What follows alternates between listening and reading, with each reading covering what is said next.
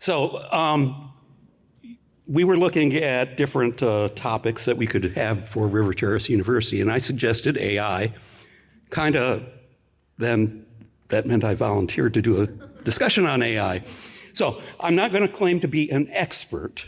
However, my college degree, if I were to get that degree today, it would be a degree in what's called now data science. And data science is kind of the foundation that AI is built on. So my background, I graduated from Michigan State University many decades ago. But I ended up in an area that wasn't necessarily what my degree was in. It had to do with computers, but it was where computers actually met the real world. In other words, the computers that I was working on actually did stuff. Heating, ventilation, air conditioning systems on campus are controlled through the systems that I now manage. So we are connected to about 160 buildings, 20 million square feet of space, out of the approximately 25 million square feet of space. And we control all of the heating and cooling systems, ventilation systems. We also control things like streetlights. And we have steam tunnels on campus. We control the lights in the steam tunnels. So we touch a lot of systems, we touch a lot of things, but our computers are connected to the real world.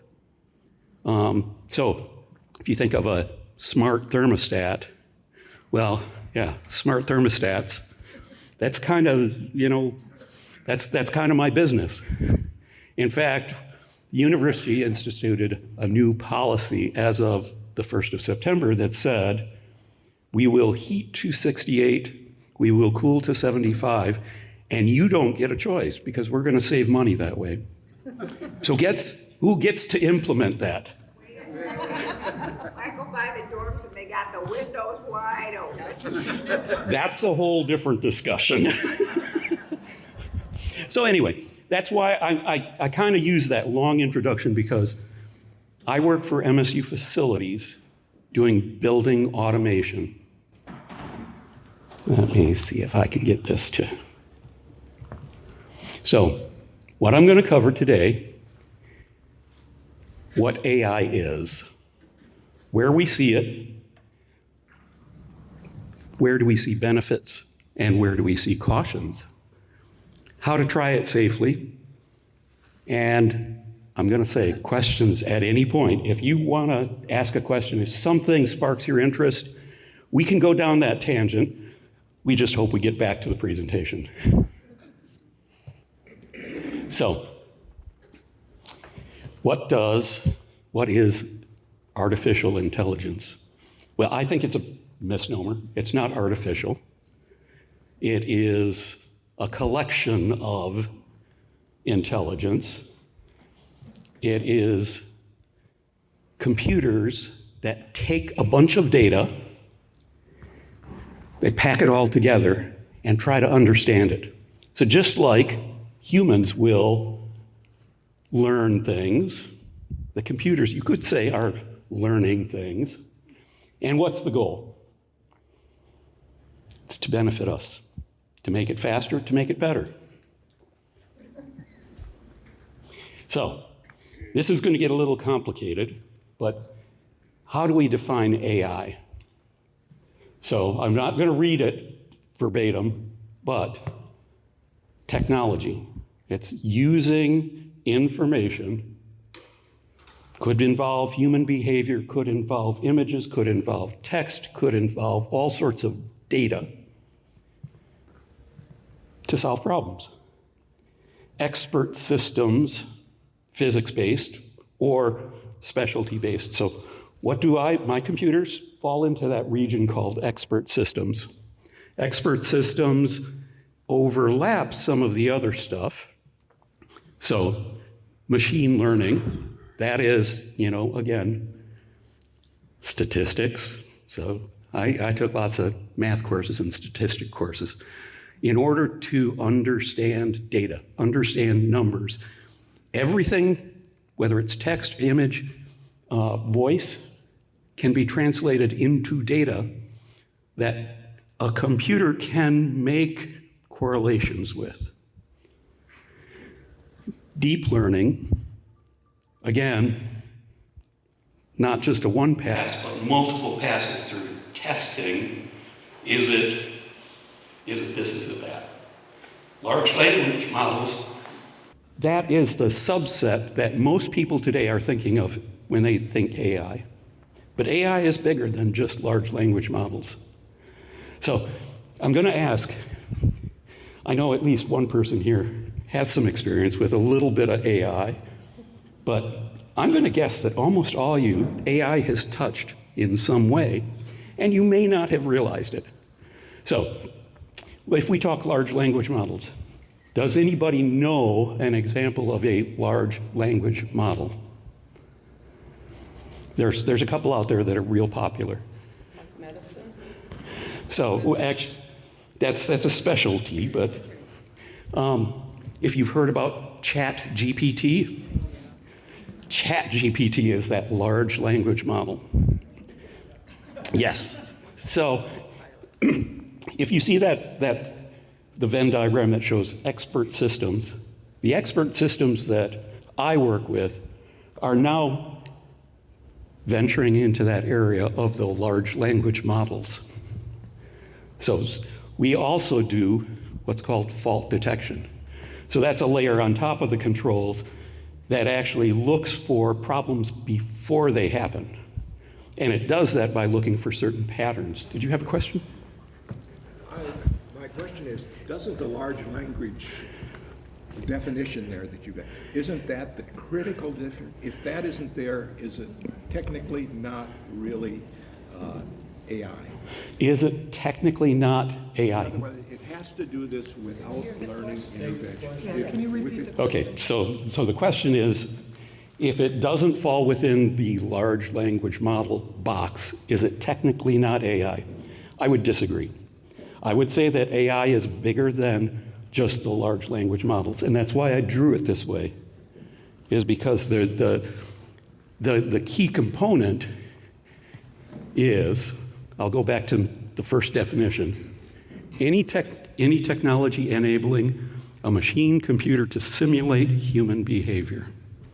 So that's why I say I think it's touched your lives because of the larger definition. Now, yes, large language models is what we commonly think of when we talk about AI.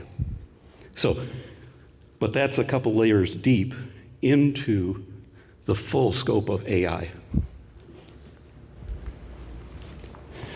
So, examples.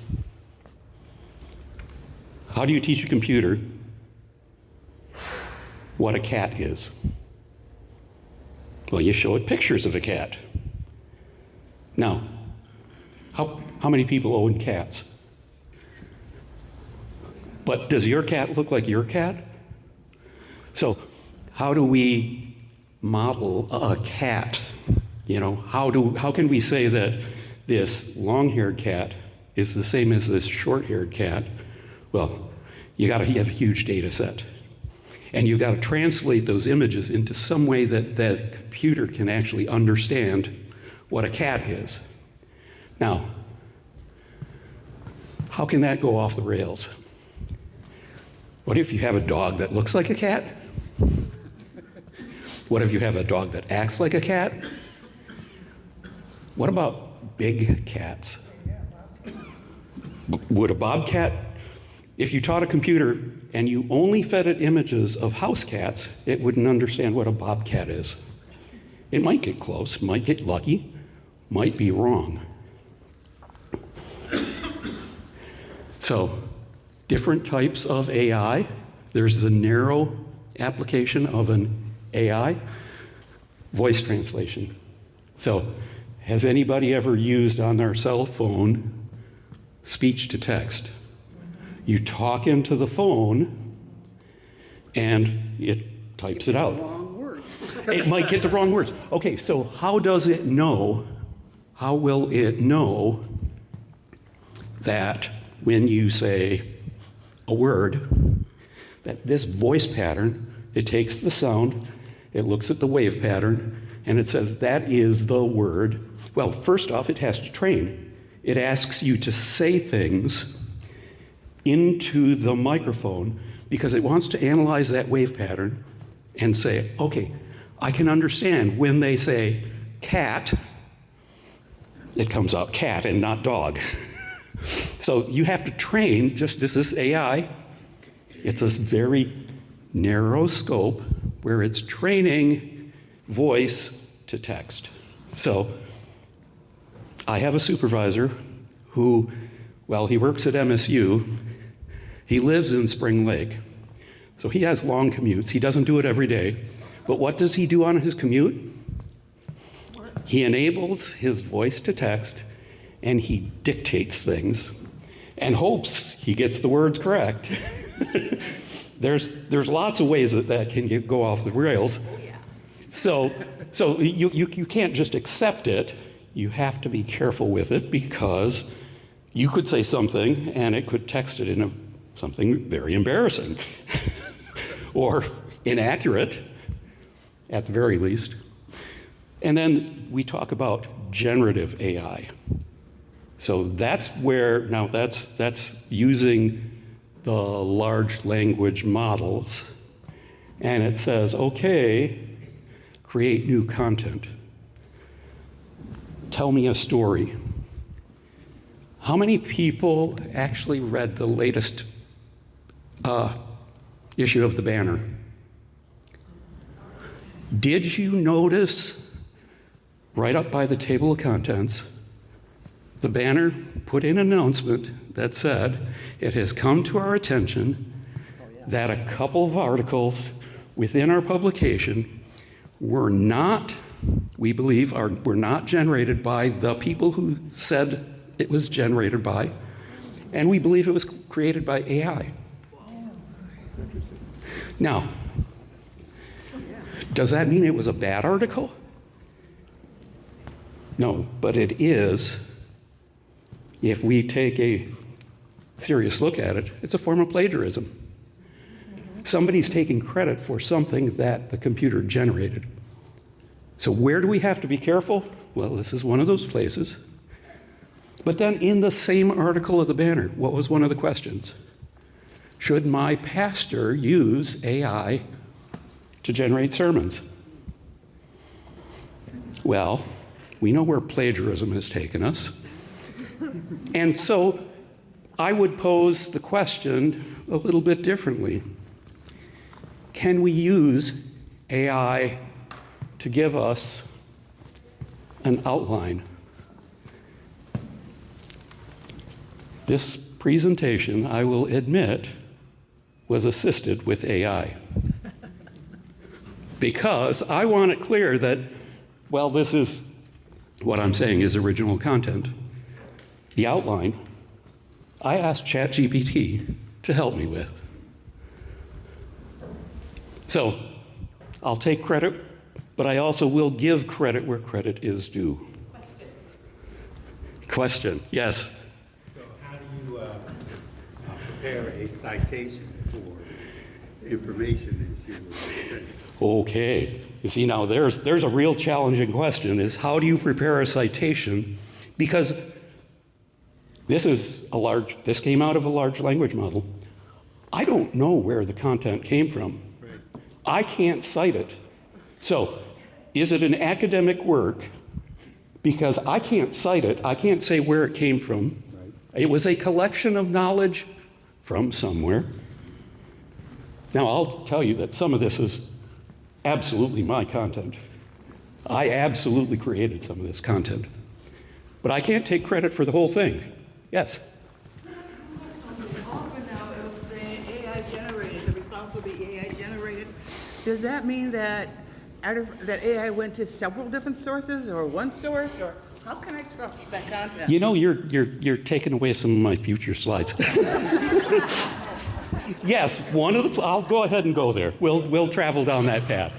So, yes, if you've done a Google search, if you use Google and you've done a Google search lately, one of the things that will pop up right at the top of the list is here's what AI has to say. And that means, yes, AI, it has gone to multiple sources, and it has tried to coalesce that information into the best answer possible. But still not trustable. Still not trustable. No. I would say you have to have caution. Yeah. So there's a certain amount of, if you ask it a way off the wall question that you can't distinguish whether or not it's telling you the truth, then maybe you need to find another source or ask more questions or click the link that says show more, because it'll go into more detail.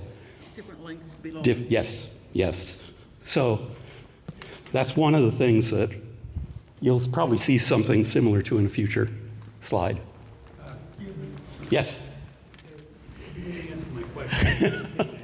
So, do you cite? Can you give citations for AI? And I guess that's my point. Can you give citations for AI? Depending on the platform, you may or may not know where the information comes from. I disclosed that part of this was generated by ChatGPT, but I don't know where ChatGPT got the information. It's somewhere. Do I know all the places it gets it from? No, it's a large language model. For the citation, I guess that's my question. Yeah, I don't think you can give a citation. You can say, like I did, AI generated.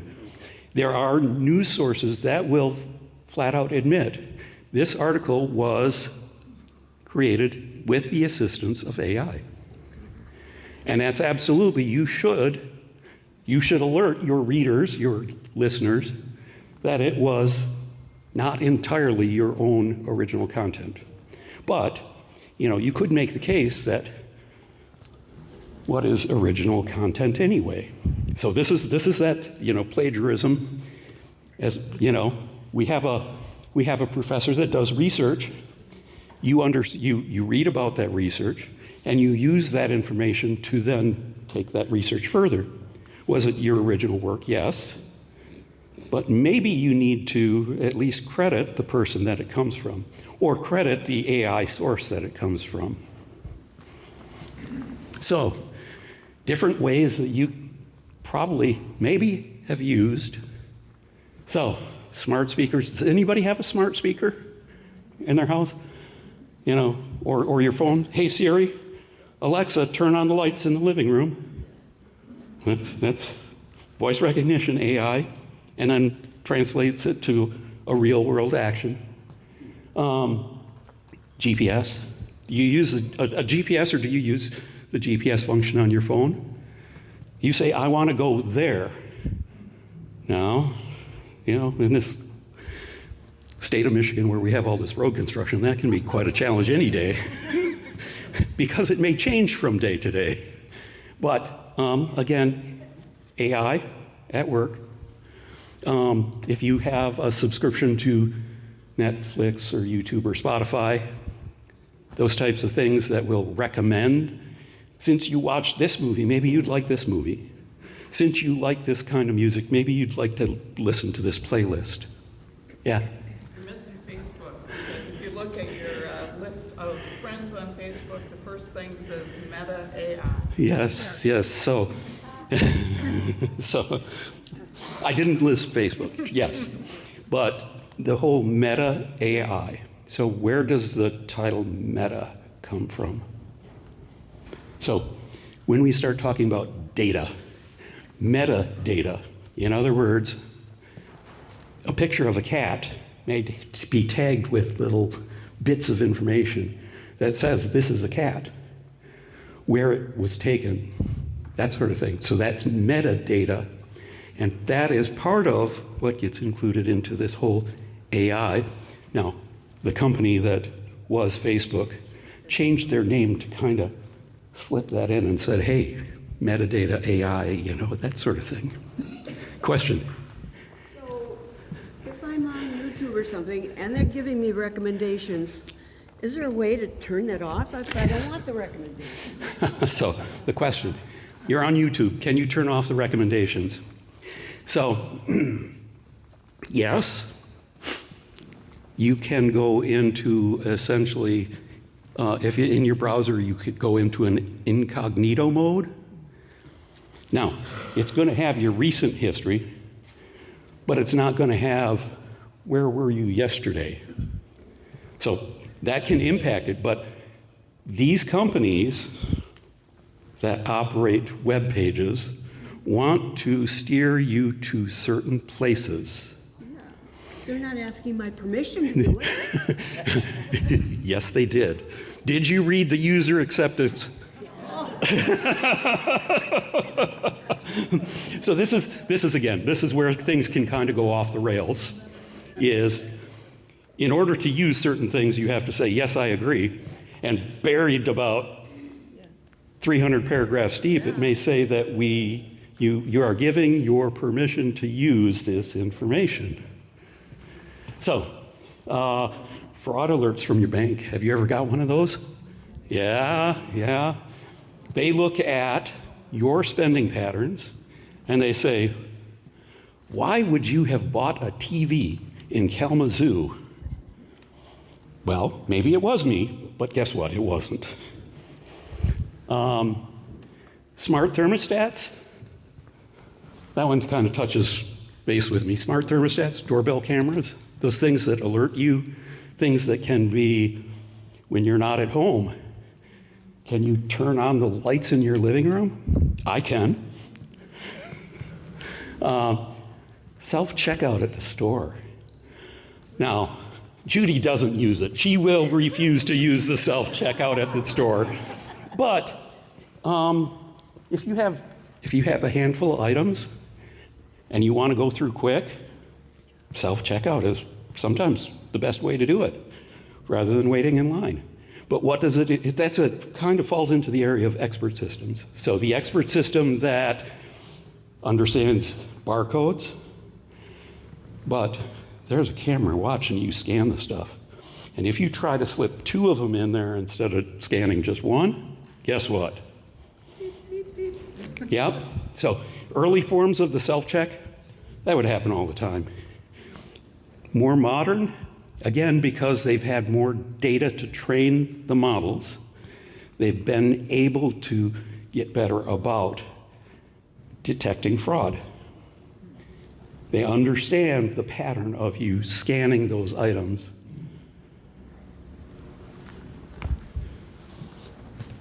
So AI in health and safety. So doctors use it, fitness trackers, medication reminders. If you end up with a whole, all these cases of pills, like some of us older people get, reminders to take your medicine. Did I take my medicine this morning? Oh, if you have the tracker, it'll tell you. Yes, you did. Virtual doctor consultants, fall detection, emergency alerts. This is kind of it used to be where you had to press the button if you fell. Nowadays, that sensor that you might hang around your neck will be able to detect you just fell and alert whoever you've got on the list. Your watch. So if you have a smartwatch, it will detect. If you're in an auto accident, it will detect. And if you've got it configured, it will alert your next of kin or whoever you've designated that, hey, I need help. Now, I didn't list it here. AI in health. I did a dentist visit recently. They took x-rays. They pulled the screen over and they say, we're now using AI. And sure enough, in red, here's a problem area. Well, I had already told them I had a problem area there, but AI correctly detected that there was a problem that I needed to have fixed. The dentist comes in, he believes to some degree what the AI has told him. He looks at it and he says, okay, yeah, I think maybe we should do something. So, like I'll say in a future slide, it doesn't replace.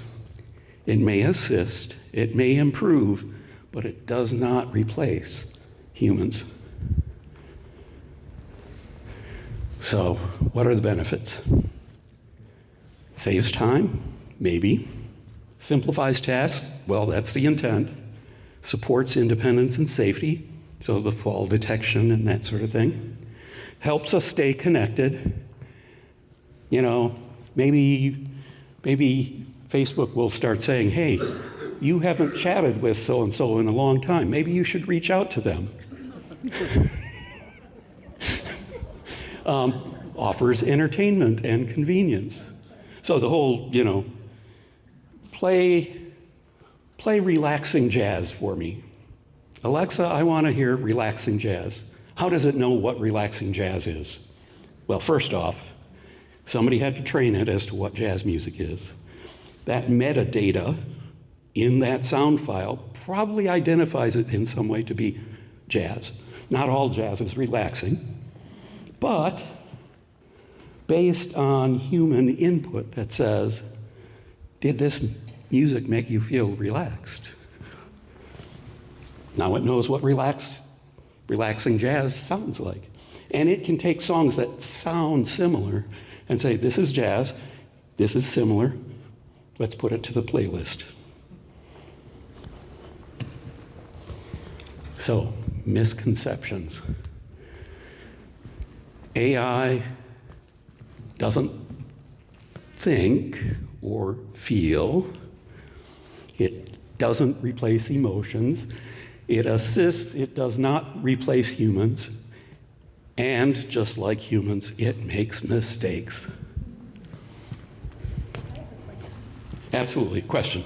So we use ChatGPT a lot. Yes? And one of the times we had this sound in the car that was making, so I went and I asked, and he said it could be this, this, or this.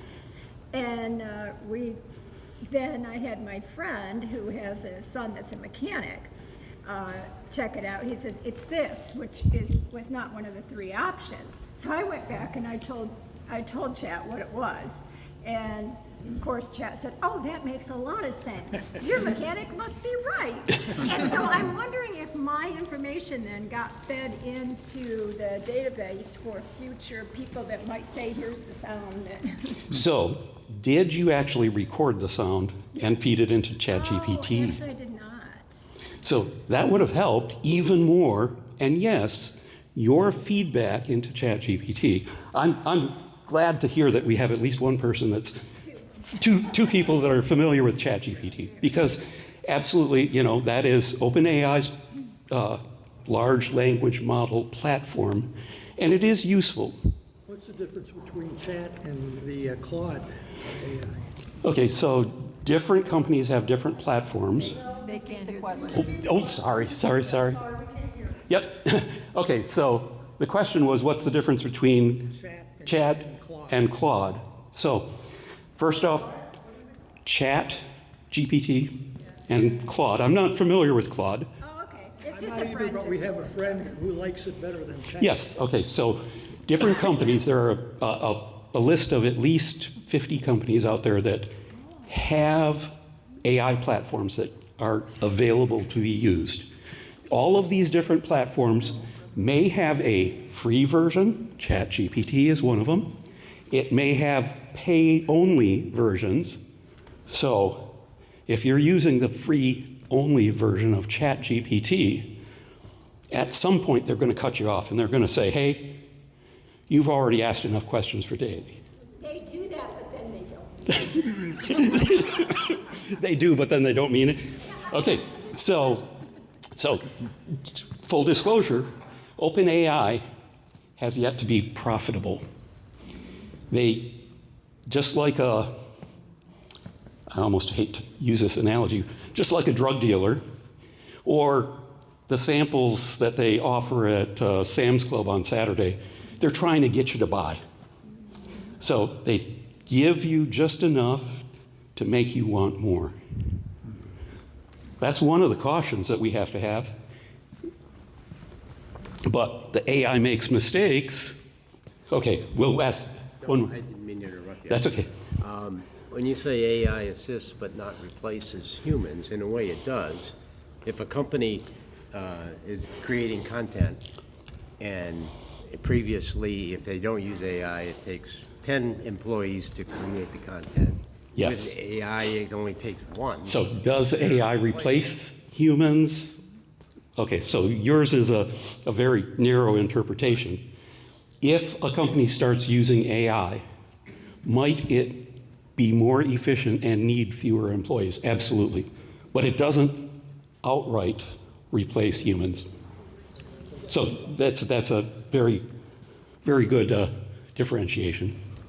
But the AI makes mistakes too, and we can look at different reasons why AI makes mistakes. So recently, one of my employees says, "How many work days until Thanksgiving?" And it came back with a confusing answer. It said 9 days.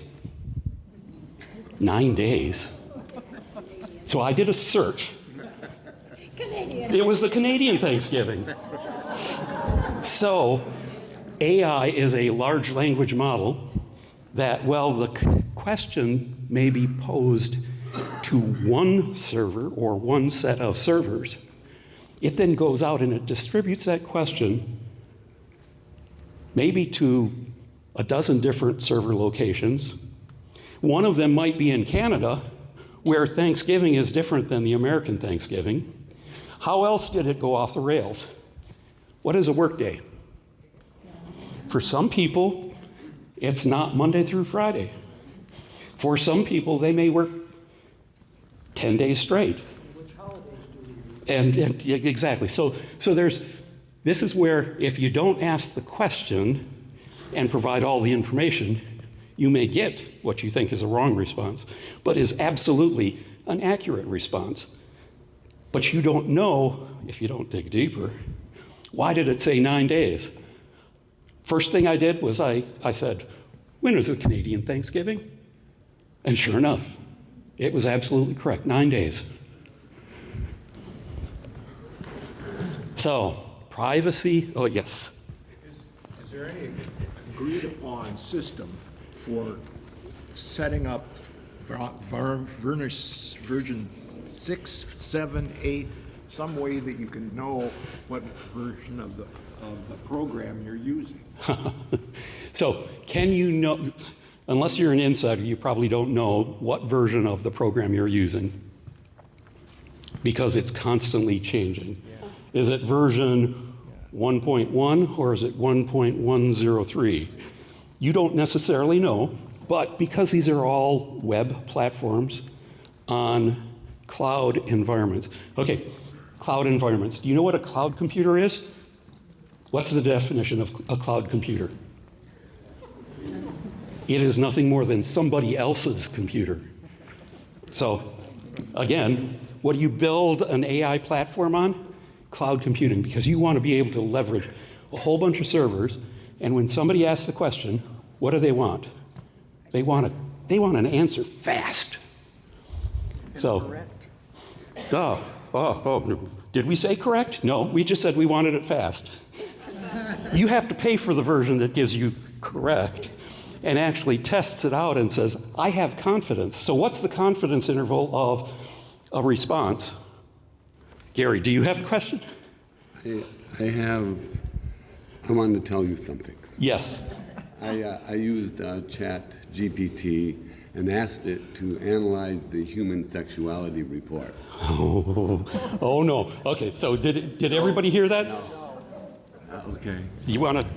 So I asked it to analyze the human sexuality report, and it came out with a very favorable about what the report was. And I asked it how it came to that, and it only used secondary sources because the original report was so long.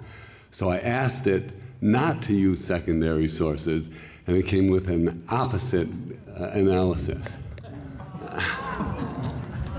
So, yeah. So this is a great example of,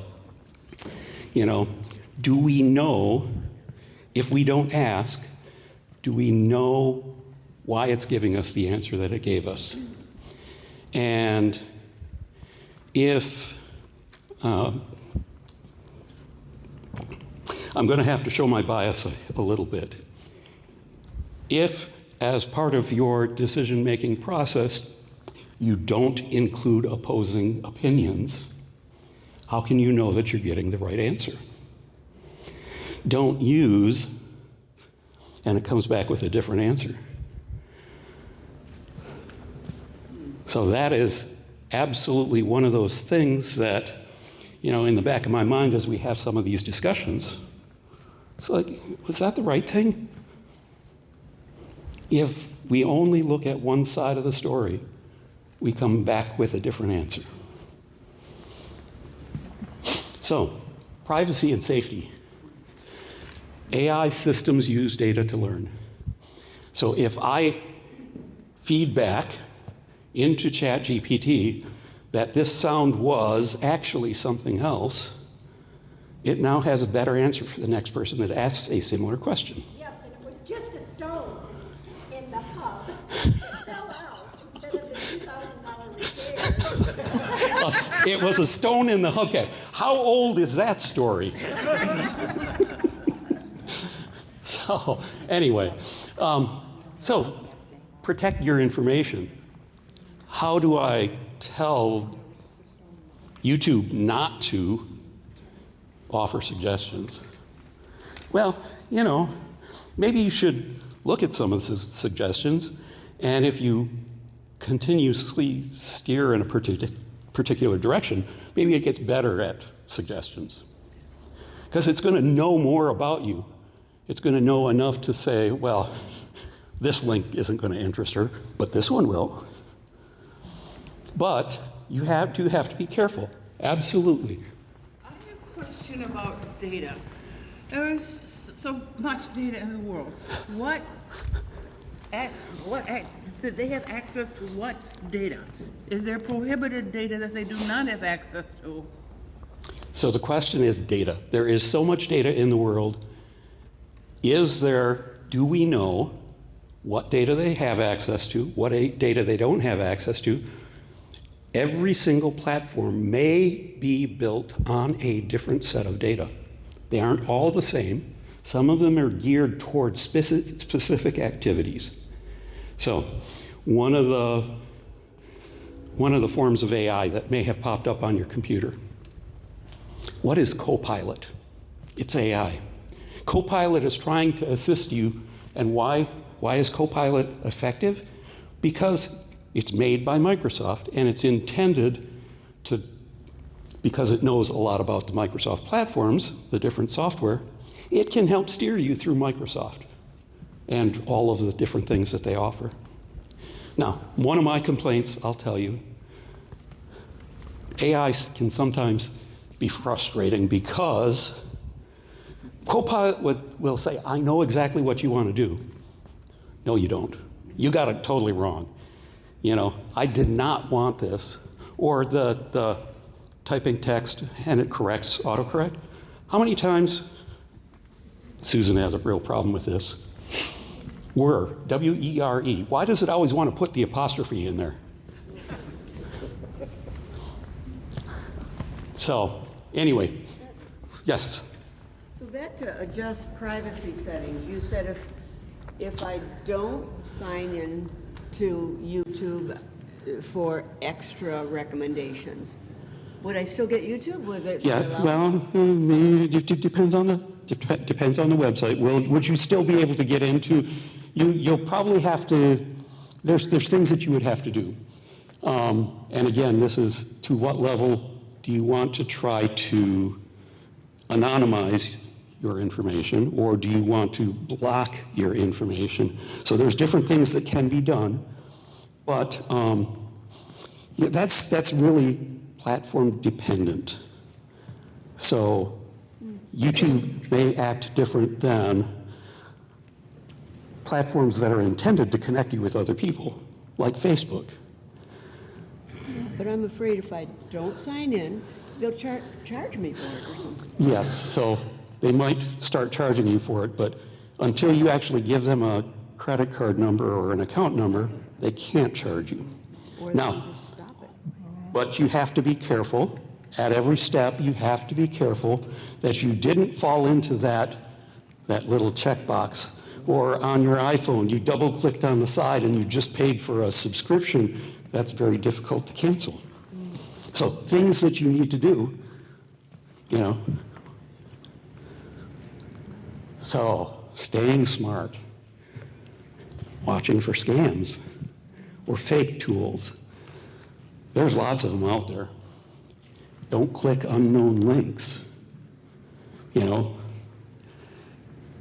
keep your software updated. Make sure you have antivirus software on your updated antivirus software on your computers. If it sounds too good, it probably is. I have a question. When you're out, and it's about connecting to, you know, being smart. When you're out, say like at a Starbucks, if you're at a Starbucks, or I go to my mother-in-law, she does not have any internet, no computer, no nothing. But I can connect into my in-law next door. Do they then know my information too? Because my phone's then, or my computer's connected? So the question is, if you're connecting to an unknown network, how much can they get to? Well, Starbucks, that's a great place for nefarious people to grab your information. Okay. Now, what can you do? If you subscribe to a VPN service, what it does is it then encrypts that data end to end so that it doesn't become available, or at least I should say, it's less available. Okay. So there are VPN services that will protect you when you're on an unknown network. Okay.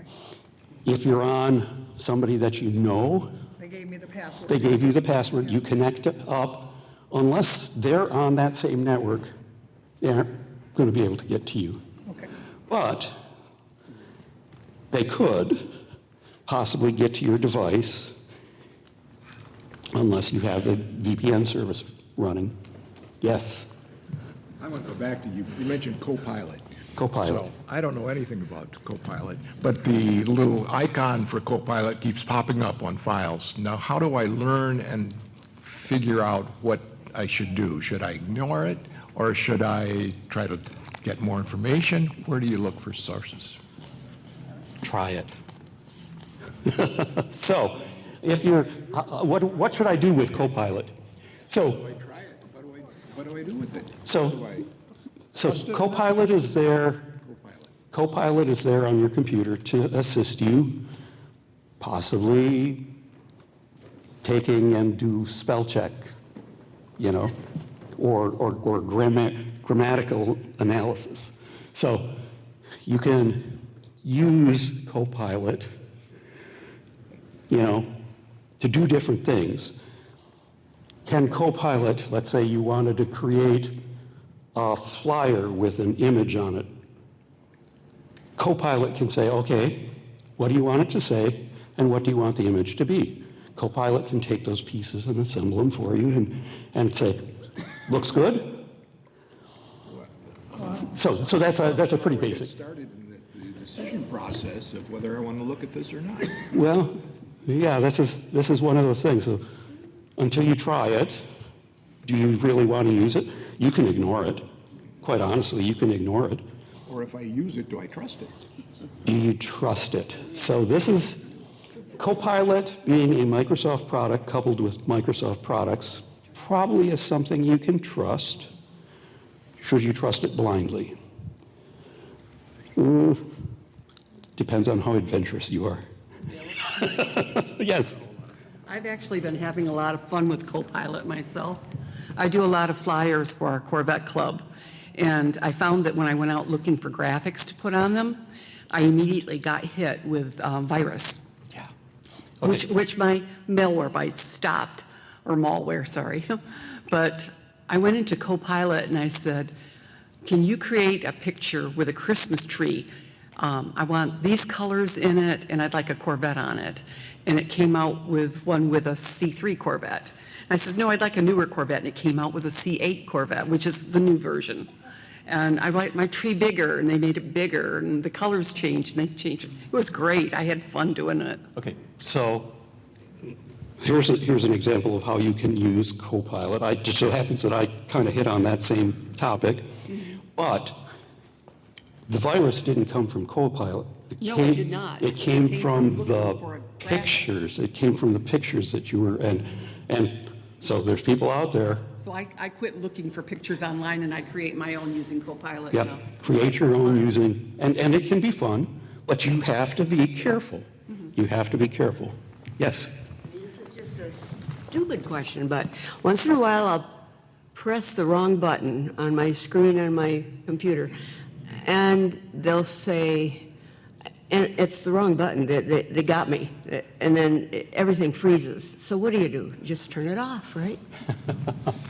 Yeah, so have we ever, I think everybody can say they've pressed the wrong button at some point. You're in good company. But how do you get out of that? Yeah, it depends on what button you pressed. Like I said, on your phone, it says, "Are you sure?" You got to double-click the side button if you're an Apple user. Double-click the side button twice to make this purchase. But when you're on a PC, what are some of the things that you can do if you're really nervous about where it just took you? Control-Alt-Delete. Yes, Control-Alt-Delete. Shut it down. If all else fails, press the power button and hold it until it turns off. If you think you're in a place where you don't want to be and you don't know how to get out of it, absolutely the power button. So then the question is, after you turn it off, can they get back to you when you turn it on? Yeah. So if you've ever gotten a message on the screen or a phone call that says, "I'm from Microsoft and I've detected a virus on your computer," don't believe them. Don't believe them. They're just trying to get into your computer, and they're going to ask you to do some things and ask you some questions that's going to expose your entire computer, your entire history, your bank records, your whatever. Microsoft does not call you. So if you ever get that message, don't believe it. That's where, back up. Avoid sharing personal details. If you're not on your home network, maybe you should be using a VPN if you're connecting to your bank. Or if you're on I'll say on your work network should be safe. On your home network should be safe. But there's plenty of potholes and pitfalls and open manholes out on the internet. Don't click unknown links. Keep your software updated. Watch for scams. Those are the types of things that we need to all be doing a better job of. So I'm suggesting you try it. Find places like, we have an expert on Copilot right here who can help you. I'm not an expert at Copilot, but it's one of those tools out there to help you to make things faster, make things better. Do stuff that you don't know. I think it might be fun for people to know some of the different things that they could do on, like, ChatGPT. One of the things, if I could mention, I don't know if you can hear me. But Here, why don't? Yeah. Yeah, thanks. One of the things that I recently did is I went on ChatGPT and I asked if they could help me plan our trip to Yellowstone, that I was taking our 3 granddaughters, these ages, and they came back with so much information like that.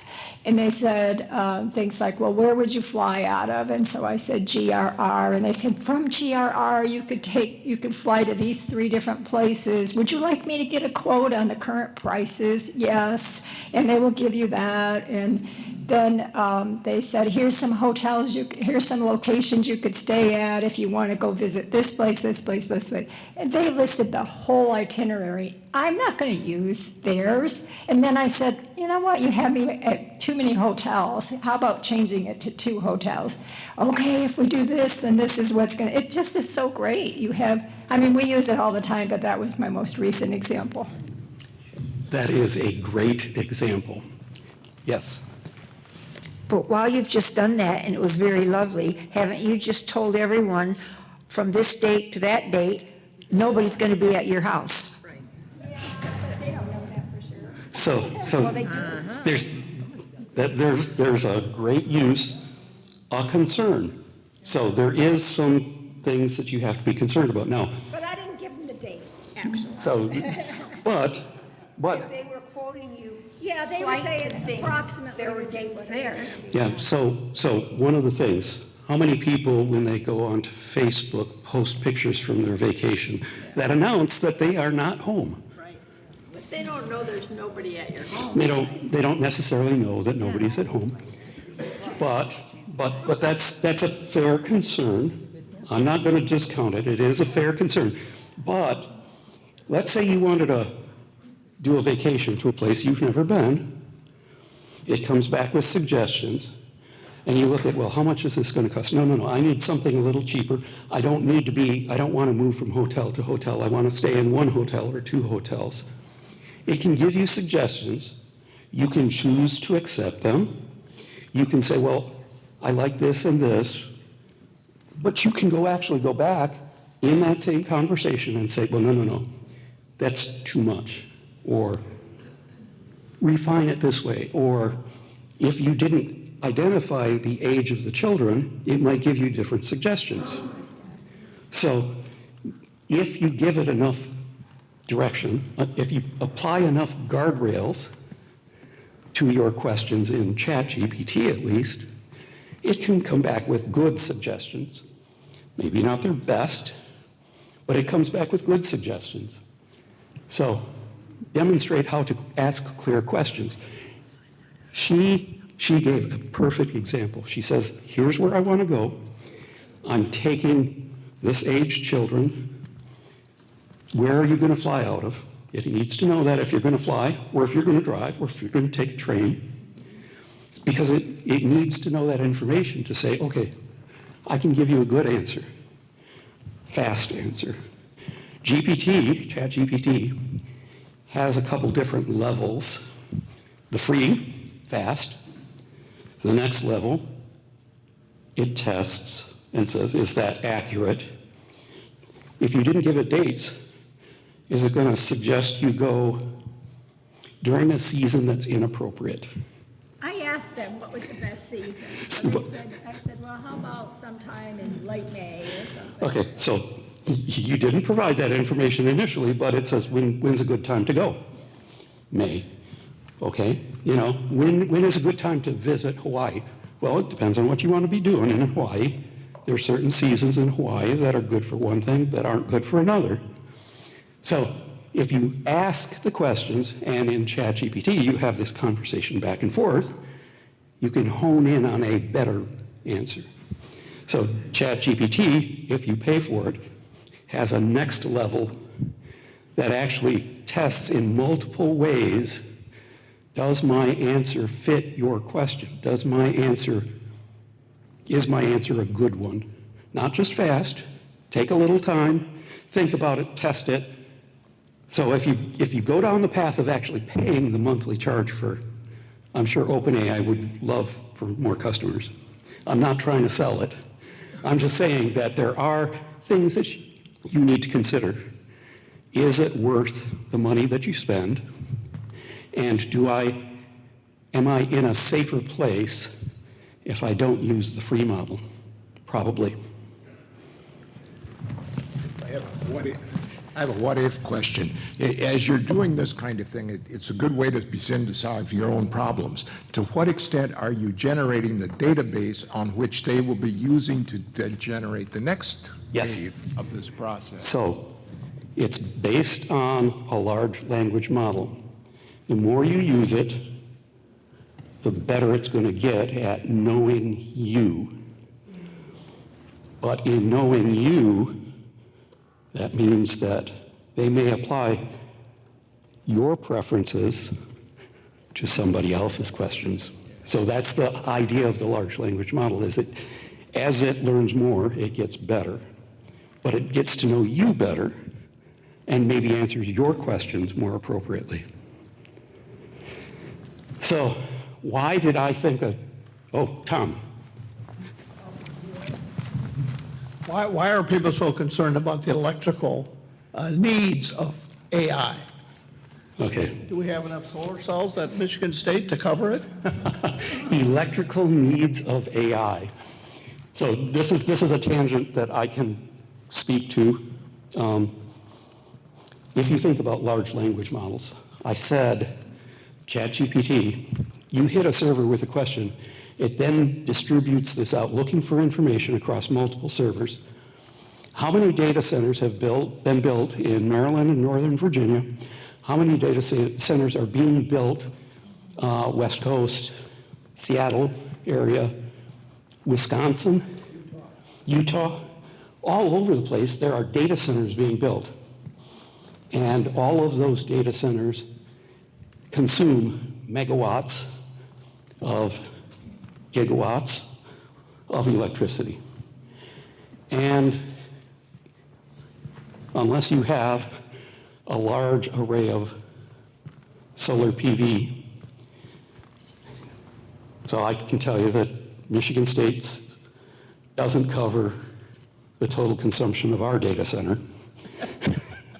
So, but, you know, unless you have renewable energy resources that are much larger than physically possible, you are generating loads of electricity to power those servers, to power those data centers, in order to answer a question like, is this a cat? I have a question, and then we got to watch our time, too. Okay. Is one of the concerns I think I've read is that these big data centers also can use a lot of water. The generation of electricity uses water, absolutely. There's a projected data center in Wisconsin, not far from where my son lives, that, if built, will use more water than the entire municipality that it will be in. So is there a concern about the environmental impact? What is the true cost of AI and the data centers it runs on? So we are running short on time. I'm going to try and get through the last slide. There's a new data center being built in Hermantown, which is just west of Duluth, Minnesota, that said it'll consume as much electricity as a municipality of 350,000 and use enough water for 500,000. So multiple examples of what is the impact of AI. So AI doesn't understand emotions or context.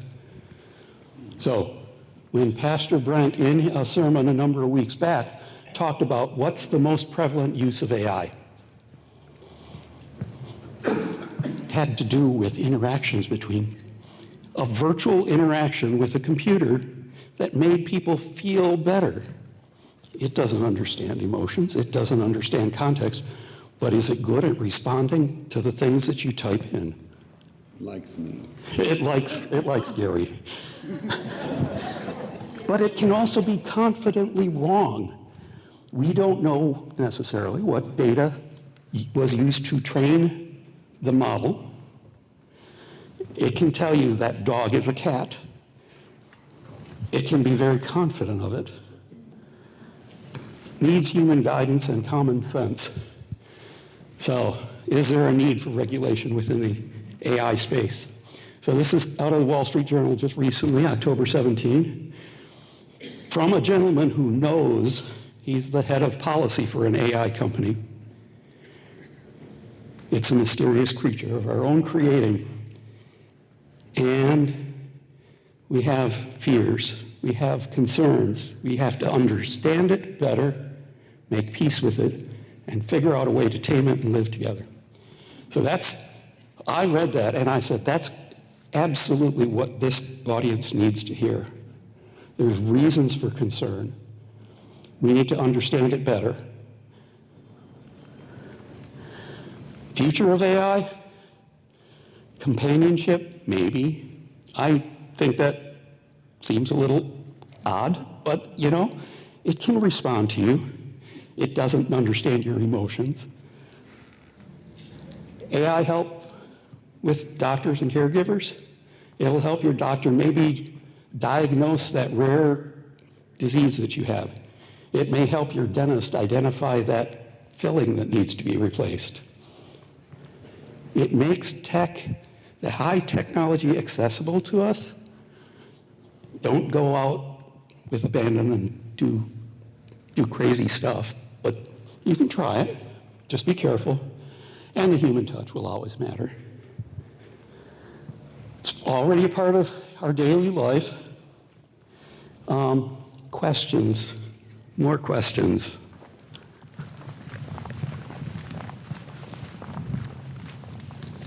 What could take your system down at MSU that you would have no control over? What can take our system down? You mean what happened yesterday afternoon?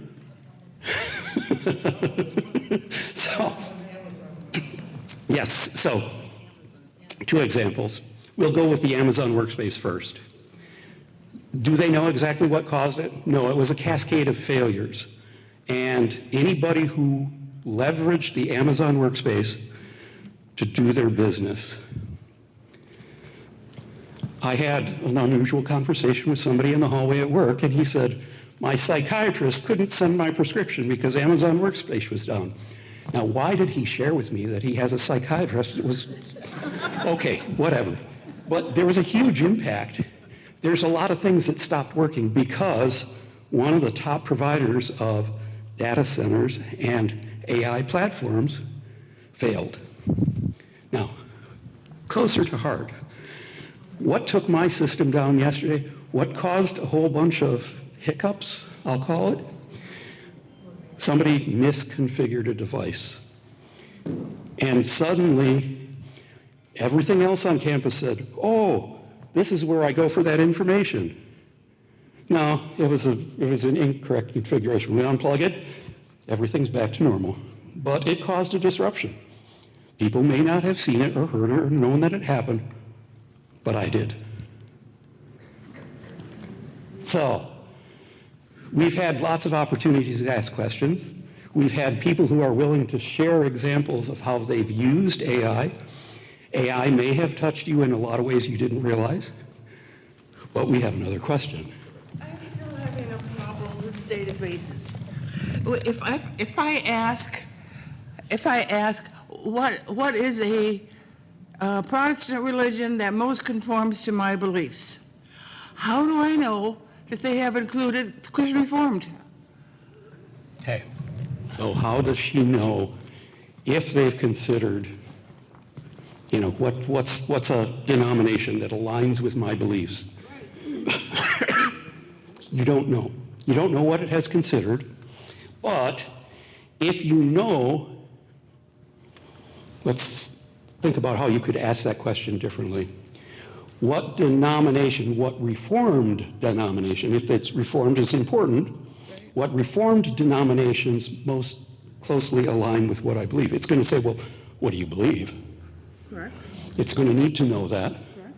But if you narrow that subset down to Reformed, now, will it say Dutch Reformed? Well, there's nothing Dutch Reformed local, so what's your next best choice? But how do I know that they have access to the Christian Reformed database? So if anything that's posted online, it could be accessed. If there is a denominational website, chances are they've scraped data off of it. Okay, that's what I needed to hear. That doesn't mean for certain. Different platforms may collect information differently. Okay, thank you. So it's up to us to use it wisely. Now, I'm open to more questions. If you want me to ask a specific question of ChatGPT, I think I'm still logged in and I could ask it a question. But I'm going to provide some boundaries as to what it is that you can ask on my profile. So thank you very much. Like I said, I'm more than willing to answer other questions, but I hope you learned something.